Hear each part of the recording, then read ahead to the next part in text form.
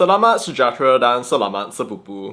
Sepupus, I imagine that many of you know about Keluar Sekejap. In case you don't know, because you've been, living under a rock for the past 3 years, it's a mega popular political podcast featuring KJ and Shahril Hamdan. They go around interviewing a ton of politicians, kind of like, making up for all the time that they are losing out on ever since they got kicked out of their party. But it's interesting, very hard-hitting conversations, and I really admire their work. In fact, it's one of the reasons why I got into podcasting, because I had a chance to interview KJ. He then suggested I interview Mahathir before it was too late. And now here we are today. Now, whether you're watching this from Malaysia or from Singapore, because of the title of this video, I guess it doesn't matter. Because now KS, as it seems, telah mendunia. Only to get slapped with this.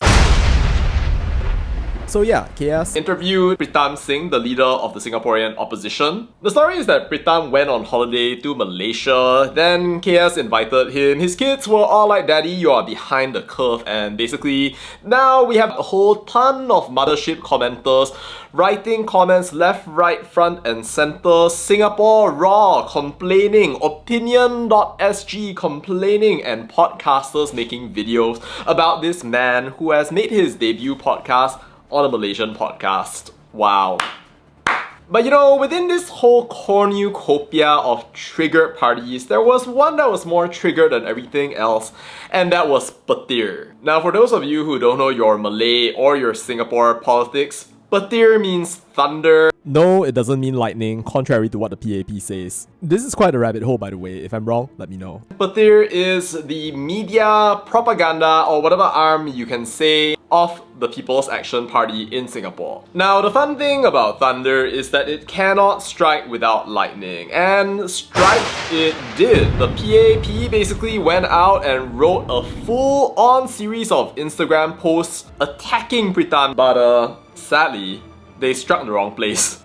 If you go on their petir Instagram right now, you'll see a post that says, "What is Pritam Singh up to? Why would the leader of the opposition reject invitations on local podcasts and choose a foreign platform instead to air his views on Singapore's domestic politics?" Now, the thing is, that's the current version, but the version that came before was, "Why is Mr. Pritam Singh involving Malaysian politicians in Singapore's domestic affairs?" Wow. And they promptly deleted it. But not before I got a screenshot, posted an Instagram story, and had Pritam, Petir, Kyrie and Shahril stalking me all my Instagram, which I don't really grow by the way, but feel free to follow me there for Instagram stories and good vibes. In fact, it was such a ridiculous mistake that even KJ went and asked for the screenshot. I gave it to him, and yeah buddy, you do what you're gonna do, just don't cause a diplomatic incident. Or if you do cause a diplomatic incident, I wasn't the one who sent it to you. Yeah. Well, whatever KJ and Shahril are gonna do with it, good luck with that, enjoy yourselves, have fun. So I thought to actually read the article that they wrote. I have a couple of things to say about that, so yeah, let's go. What is Pritam Singh up to? Accusatory. Politics should stop at the water's edge. And there you go, talking about the whole podcast, about how it's hosted by Malaysians. Sorry to the research assistant who may have lost your job. Then it goes on to talk about how, why would the leader of the opposition choose a foreign platform to air his views on Singapore's domestic politics? Which is a fair question. But then it goes downhill, at least I think, when it starts talking about how surely Mr. Singh will remember what Mr. Chiam Si Tong once said, "The opposition must be truthful and not liars and cheats. Above all, in the opposition, we must be good patriotic Singaporeans. We must not go around the world denouncing Singapore." And at this point I was like, huh? Did you guys listen to the podcast? Did you know what actually happened in the podcast? Anyway. So, it goes on into politicization of race and religion. And here, actually, this is something that I engage quite a fair bit, because it starts talking about how Mr. Faisal Manat met with Nur Deros, whom I've had my fair share of skirmishes with. The piece goes on to talk about how in the podcast, Pritam claims that he doesn't score political points based on a race or religion issue. And then it goes into a whole discussion about what happened during the Singapore elections with the meeting of Nur Deros and the WP. A whole lot of history and Singapore politics, which as a Malaysian citizen I shouldn't be involved in and therefore decline to comment on. But then it goes on to the past foreign interference and how Pritam was silent. I don't pretend to know about this. I definitely was not silent because I loathe past with every single fiber in my body, and you probably see that from the content that I make. Anyway, the piece ends by questioning Mr. Singh by saying, does Mr. Singh really believe that race and religion should not mix with politics? Does he only apply these principles conveniently when it's expedient for him to do so? Is it appropriate for outsiders to interfere in our domestic politics if it benefits the WP? Which I thought was interesting because I don't know if there was actually any interference from the podcast, which again, gentlemen, ladies, gentle ladies, you would know if you had actually listened to the podcast. It ends with, as a nation, we should be clear, politics should stop at the water's edge, and Singapore's affairs are for Singaporeans to decide based on what's best for our national interests. You know, I completely agree with this. If you are Singaporean, however much I admire your country in a whole bunch of different ways, it's not for me to decide on, to comment on, it's none of my business. But what I do want to talk about though is the third last sentence, which says, one of the lessons we learned from the dark days of racial unrest in the 1960s was to maintain a respectful distance in commenting on each other's politics and to refrain from using each other's media to influence public opinion.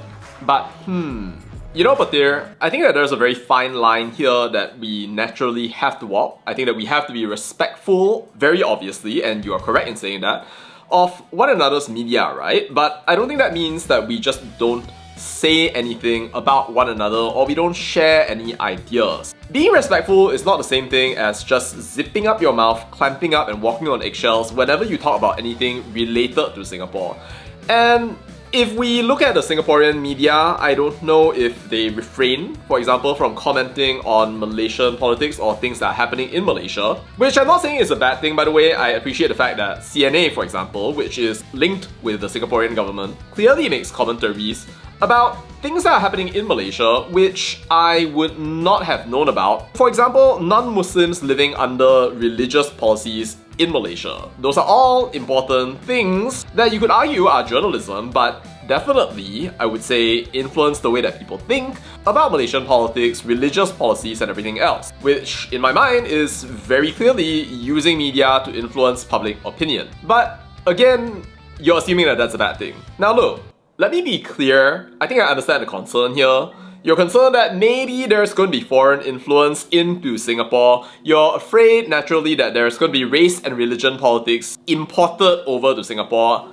I also imagine that you've disliked this for a long time. Ever since Argasov manhandled Lee Kuan Yew, Syed Jafar Albar burnt effigies, and a long line of past leaders continue up until today to preach about how much suffering the people of Singapore must be going through, even as they continue to sow hatred in their own communities while threatening very constantly to spread it to Singapore through Suara Melayu Singapura and through actions of people like Zulfikar Sharif and a whole bunch of other people who somehow think they have the right to bring down Singapore just because of their own personal religious inclinations, and they don't actually care about one united people. And you know what? I completely understand that fear. As a Malaysian, I have been living through all of that. I have been seeing it with my own eyes every single day. Like, we live and we breathe this stuff and we know exactly how bad it is. But you know, even though I know how bad it is, I stand by the comment that I wrote on your Instagram feed, and you can go right ahead and read it on the patir.sg Instagram feed. But the gist is this. We accept that there is a line, but I think that what KS did when they spoke with Pritam and how Pritam in turn answered was an excellent example of how we've been able to toe that line effectively. I think he did talk a lot about what happens in Singapore, Singaporean politics, in a way that I think is interesting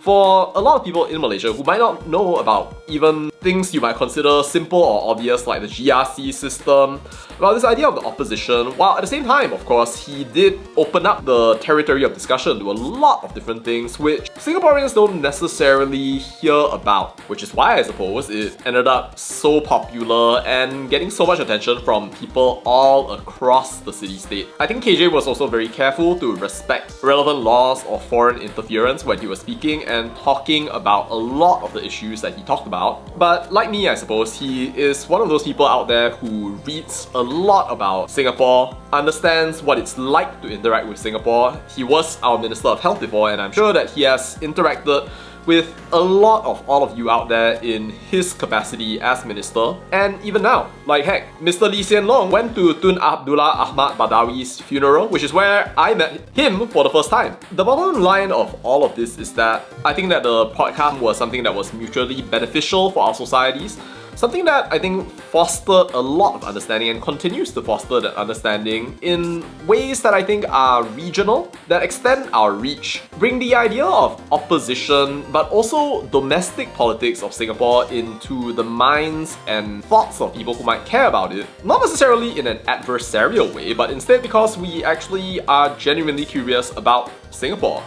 I mean, I think that I can speak for most people out there in the world when I say that much of the attention that we give to you and your country, we give because we want to learn from your experiences. Whether that comes from a ruling party narrative or from an opposition party narrative. Of course, we've seen lots of different ruling party narratives from podcast appearances by Mr. Lawrence Wong, and of course you've got Baey Keng when he appeared on Teh Tarik with Walid. I'm kind of not surprised that you're objecting given that Pritam hasn't actually appeared on any domestic Singaporean podcast. But I digress. There is room for us to do a lot better, and now it's time for me to extend an invitation. I would love to speak to members of the PAP in a podcast, and I invite any one of you out there who are watching this to join me on my podcast, Pathways to Excellence, to talk about your experiences, about what's unique, special about the way that you are articulating yourselves and participating in Singapore as a project. I've extended interviews before to President Tharman and also to Senior Minister Lee Hsien Loong. Not in a crazy capacity as some of you might expect, but it was literally through email and everything, and they were very nice, although they rejected me.